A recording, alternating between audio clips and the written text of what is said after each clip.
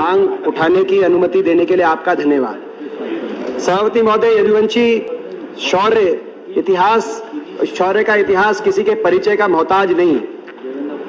यदुवंशी शौर्य गाथा का संक्षिप्त मैं वर्णन करूं, उसमें विशेषकर मैं अहिरवाल क्षेत्र का भी संक्षिप्त परिचय देना चाहता हूं, जो दिल्ली के डाबर क्षेत्र से दक्षिणी हरियाणा और पूर्व उत्तरी राजस्थान तक ये क्षेत्र आता है।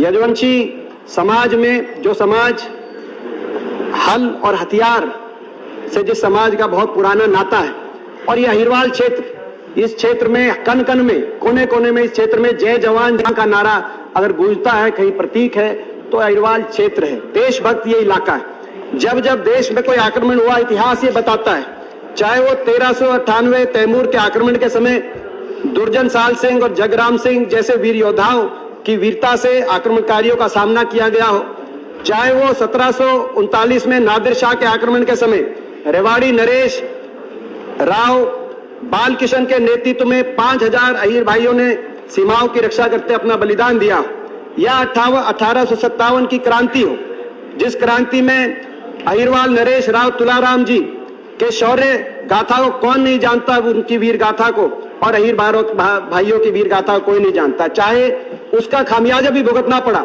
और ब्रिटिश फौज ने उस समय अहीर भाइयों की भर्ती पर रोक लगाई, लेकिन प्रथम विश्व युद्ध हुआ तो दोबारा से अहीर भाइयों के शौर्य को याद किया गया और 19,500 अहीर सैनिकों की भर्ती की गई। द्वितीय विश्व युद्ध में 39,000 अहीर सैनिकों की भर्ती की गई। विक्टोरिया क्रॉस तोपखाने में अकेला हवलदार उमराव सिंह का शौर्य आज याद किया जाता है। लेकिन ये देशभक्त कौम है और इसीलिए सिंगापुर में इन्होंने अंग्रेज ब्रिटिश हुकूमत से बगावत की और आईएनए सुभाष चंद्र बोस जी के नेतृत्व में आईएनए में अहीर सैनिकों ने भर्ती शुरू करी।